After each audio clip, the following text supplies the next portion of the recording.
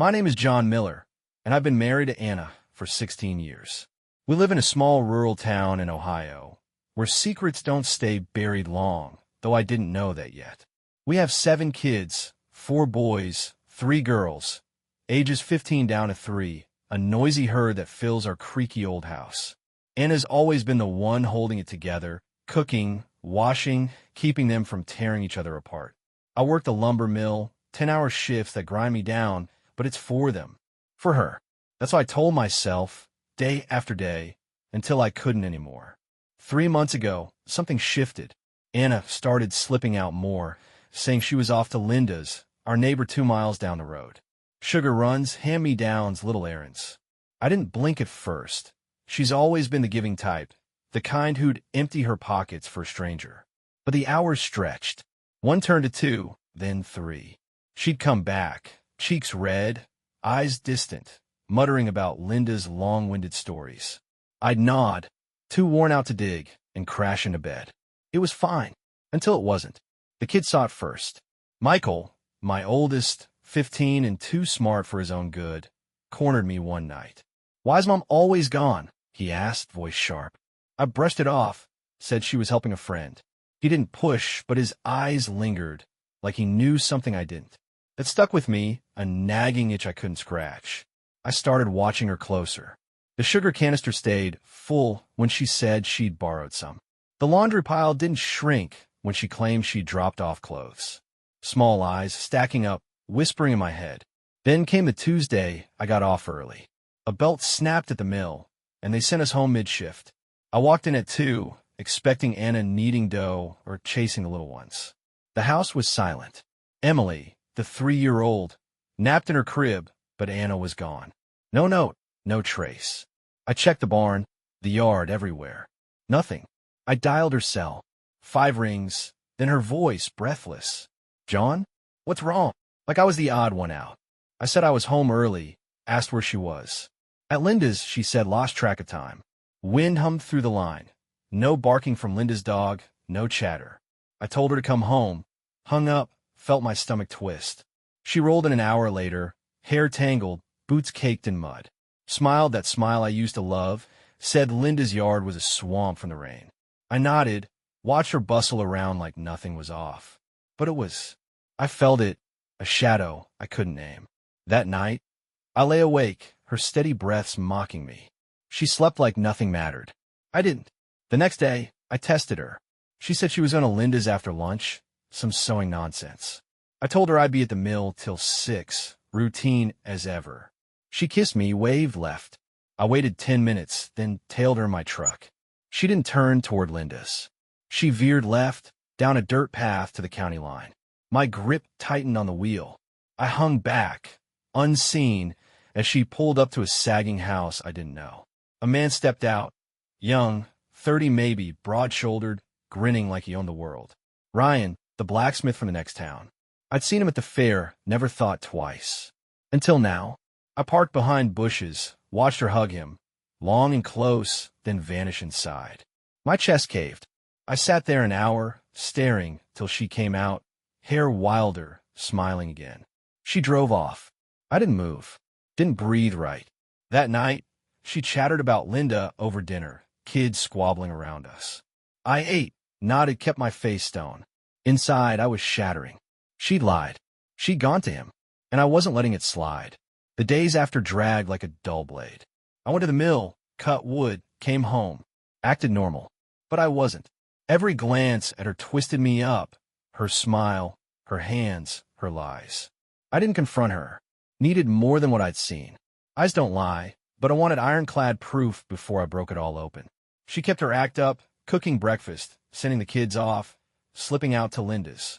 I nod, sip coffee, track her every step. Hours gone, mud on her boots, wrinkles in her shirt. I cataloged it all. Michael asked again one night, leaning on the counter as I scrubbed plates. "Mom doesn't even like sewing. Why is she always at Linda's?" I told him to drop it, said she was helping out. He didn't buy it. I saw it in his squint, but he let it go. Left me with the dishes and a heavier load in my head. Did he know something? Kids see what adults miss. I couldn't ask. Not yet. I called Linda a few days later, faked a story about a recipe and a mentioned. She laughed, said she hadn't seen Anna much lately. Busy with you all, I guess, she added. I chuckled, thanked her, hung up. Busy with us. Sure. My gut churned harder. Anna wasn't at Linda's half the time she claimed. Linda's voice made it real, a nail in the coffin I was building. I started checking her phone. Unlocked, always had been. Text to me, the school, her sister. Then I found it. An unsaved number, short messages. See you soon. Missed you today. Late night replies, flirty, vague. I didn't need a name. It was him, Ryan. I memorized it, put the phone back, didn't sleep. How long had it been? Months? Longer? The kids are mine. They had my eyes, my temper, but doubt gnawed anyway. I shoved it down. Focused on facts. She was meeting him. She was lying. That was enough. I followed her again one afternoon, same path, same house. Took binoculars this time, parked farther back. Watch her go in, stay 2 hours. She came out. He walked her to her car, kissed her in the open. My hand shook, but I stayed still. She left. He went inside, whistling. I sat there till dusk, mind spinning. I didn't confront her that night either. Kids were home, laughing, fighting over cornbread. She talked about Linda's sewing, smooth as ever. I nodded, ate, kept it inside. But it was boiling now. I wasn't letting him have her. Not without a price. Weeks passed, and I stayed silent. Anna kept her routine, cooking, cleaning, disappearing. I kept my meal home, watching. But I was different now. A man hollowed out, seeing betrayal in every move she made. Her touch, her voice, all tainted. I buried it deep, let her think I was clueless. Needed to know more about Ryan, this blacksmith who'd crossed me. Asked around town, subtle at the gas station, the diner. People knew him, good with metal, lived alone, never settled down. No one tied him to Anna. They were careful. I wasn't looking for gossip. I was mapping him. I followed her more, switched routes, stayed hidden. Watched them meet. Saw him hand her a box once, small, maybe a gift. She tucked it away, glanced around, left. Where'd she hide it? Not in her purse. I checked later, found nothing. Not in her dresser, either. She was clever. I kept digging. One night, her phone showed a new text. Can't wait for Friday. It was Wednesday. I waited. Friday. She said she'd be at Linda's after dinner. I told her to take her time, let her go. Told Michael I had an errand, left him in charge. Took the binoculars, a flashlight followed. She went to Ryan's, stayed late. I watched from the trees, saw her leave at 10, saw him kiss her on the porch. I didn't go home. Waited till his lights went out, till I was sure he was asleep. Then I walked to his house, quiet, boots soft on the dirt. Peered through his window. Messy room, beer cans, that box on the table, empty now. She'd taken whatever it was. I stood there, staring, feeling it sink in. Then I drove home. She was in bed, faking sleep. I didn't speak. Lay beside her, planned. I wasn't blowing it up yet. Wanted them comfortable, blind. Wanted to hit them where it hurt most. Something quiet, something slow. The next morning, she made pancakes, laughed with the kids. I ate, watched her, said nothing. She didn't know I'd been there. Didn't know I was starting to hate her. But I was. And it was only the beginning. Time kept moving, and so did I. Anna didn't suspect a thing, kept her lies flowing, kept meeting him. I bought a burner phone, cash, no trace. Called his number, her secret one. First time just to hear him. Hello, he said twice, then hung up. Rough voice, smug. I didn't speak. Called again, late, left silence on his voicemail. Did it every few nights, blank, heavy silence. Watch her phone too. Saw her text him about it later. Someone keeps calling, no one there. He said, wrong number, don't worry. She didn't tell me. Kept it from me. Good. I'd use that. I went to his place again, after one of her visits. Took a pocket knife, sliced a thin cut in his truck tire. Slow leak, not obvious yet. Stood there, felt the blade's weight, walked away. Saw the truck in town days later, tire replaced. He didn't flinch, didn't suspect. Fine. I wanted him calm for now. Anna got jumpy, though, checking her phone, peering out windows. I didn't ask. Kept my distance, kept my eyes open. Talked to Michael one night, fixing the porch. Asked if he'd seen Mom act strange. He said she seemed tired, always texting. Help her out more, I told him. He nodded, didn't pry. I trusted him to watch, but I didn't let him in. Couldn't. Not yet. She gave me an opening soon after. Said she was off to Linda's on a Saturday. Left at noon. I followed. Saw her go to Ryan's, stay an hour. After she left, I drove to Linda's instead. Knocked. Said Anna forgot her phone. Was she here? Linda blinked. Said Anna hadn't come by. Must have got mixed up, I said, smiled. She bought it. I left, added that lie to the stack. That night, Anna came home chipper, said Linda's quilt was great. I asked how Linda was casual. She said fine, rambled a story. I nodded. 8, let her bury herself deeper. I called Ryan again, silent. He cursed, hung up. I grinned, small and cold.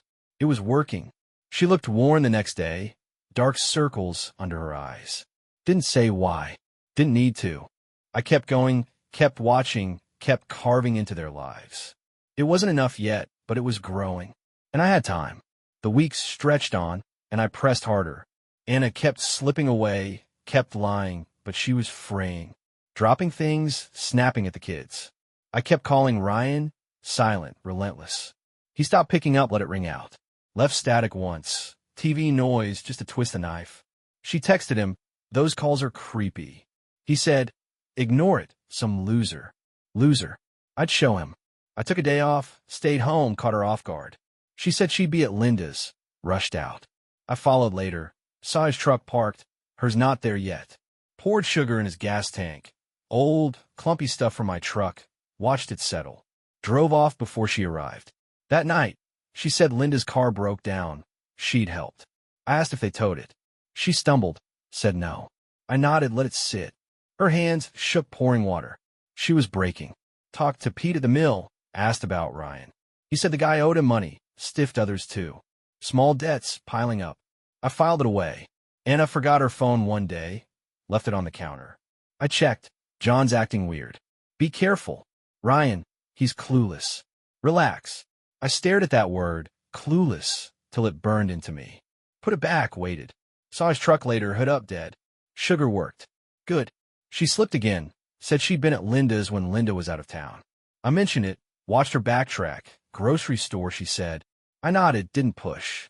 She went to bed early, left me with the kids. Michael asked if she was okay, said she seemed off. I said she was tired, sent him to bed. He lingered, watching me. I didn't flinch.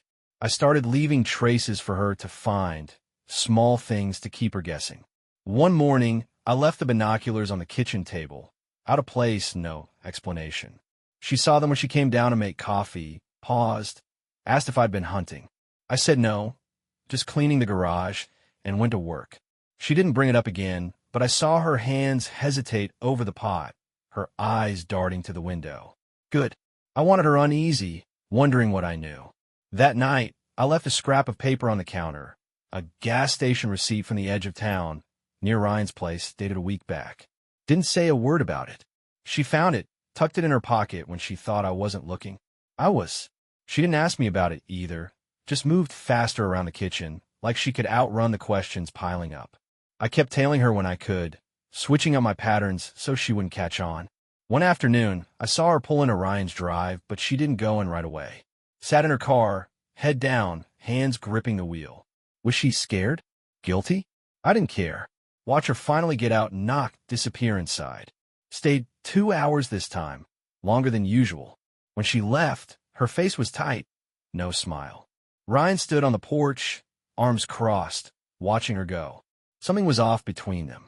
I didn't know what, but I'd find out. At home, she was quieter, moved like a ghost through the house. The kids noticed. Emily asked why Mommy wasn't singing anymore. I said she was just tired, told them to give her space. Michael didn't buy it. Caught me in the hall later, asked if something was wrong with her. I said no, kept it short. He didn't push, but his eyes stayed on me, sharp and steady. He was too close to the truth, and I didn't like it. Needed to keep him out of this, at least for now. I checked her phone again that night, found a new text to Ryan. I think he suspects something. We need to stop. His reply, you're paranoid. He's got nothing. I'll put it back. Lay there, let the words sink in. Suspects. Stop. Nothing. They were wrong, and I'd prove it. But not yet. I wanted them deeper in the hole first, tangled up in their own mess. The next day, she burned the toast, cursed under her breath, apologized to the kids. I ate mine black, watched her fumble, said nothing. She didn't look at me. I didn't care. The game was shifting, and I was still ahead. The tension kept building, slow and thick like fog rolling in. Anna stopped going to Ryan's as often, maybe once a week now, but the lies didn't stop. She'd say she was at the store, at Linda's, anywhere but there. I didn't call her out. Kept leaving hints instead. A muddy boot by the door, one of mine, from a night I'd been near his place. She saw it, cleaned it without a word, but her jaw tightened. I left the burner phone out once, half hidden under a stack of bills, screen dark. She picked it up, turned it over, set it back fast when she heard me coming. Didn't ask. Didn't dare. I went to his house again, late, after she'd been there.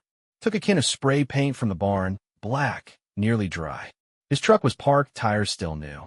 I sprayed watch across the hood, small, jagged letters, barely legible. Stood back, watched the paint drip, felt nothing much. Walked away, left it for him to find. Saw him in town 2 days later, truck scrubbed clean, but he looked rattled, eyes scanning the street. Good. He was feeling it now, the weight of something he couldn't place. Anna started asking me questions, careful ones. "You been sleeping okay?" she said one morning, pouring coffee. I said, "Yeah, fine," kept my tone flat. She nodded, didn't push, but her fingers tapped the mug too fast. That night, I heard her on the phone in the bathroom, voice low, door cracked. Couldn't make out words, just the hum of panic. Checked her texts later. "He's different. I don't know what he knows. Ryan, calm down. He's bluffing." Bluffing? I wasn't, but I let them think it. I talked to Pete again at the mill, louder this time, let it carry. Said I'd heard Ryan was in debt, trouble with some folks. Pete nodded, said he'd heard the same, guy was a leech. Others chimed in, bar tabs, unpaid work.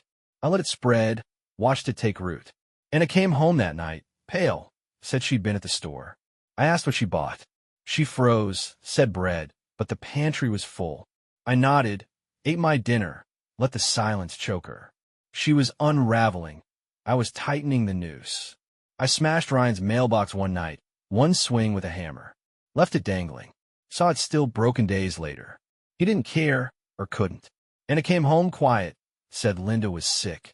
I asked about Linda's car, tripped her up again. She fumbled, went silent. I washed dishes, planned. She was crumbling. He was next. I was close. It all came together slow, then fast. Anna was a wreck, burning eggs, forgetting things, jumping at shadows. Ryan's truck stayed dead, towed away. I kept calling, kept watching. Took another day off, followed her to his place. She went in, they laughed inside. I walked up, poured gas on his porch. Small jar, just enough. Dropped papers, lit a match. Watched it catch, smoke rising. Drove off, parked a mile away, waited. Sirens wailed. Anna sped home. Ryan stumbled out, fire truck dousing the flames. Porch charred, house intact. Perfect. She burst in, pale, said Linda's place caught fire. I asked if Linda was okay. She said yes, rambled. I nodded, stone-faced. She didn't know I'd done it. Didn't know I'd seen. Next day, I spread word in town. Loud, casual. Said Ryan's place burned. Must have made enemies. Pete laughed, others piled on. Debts, grudges, rumors flew. By night, he was a pariah. Anna stayed home. No more Lindas. Texted him once. What happened? He said, arson. I'm done. She didn't reply. His house went up for sale soon after. Truck on him, too. Anna cooked, cleaned, stayed silent. Kids asked why she was sad. I said she was tired. Michael watched me. Said nothing. I burned the burner phone, watched it melt.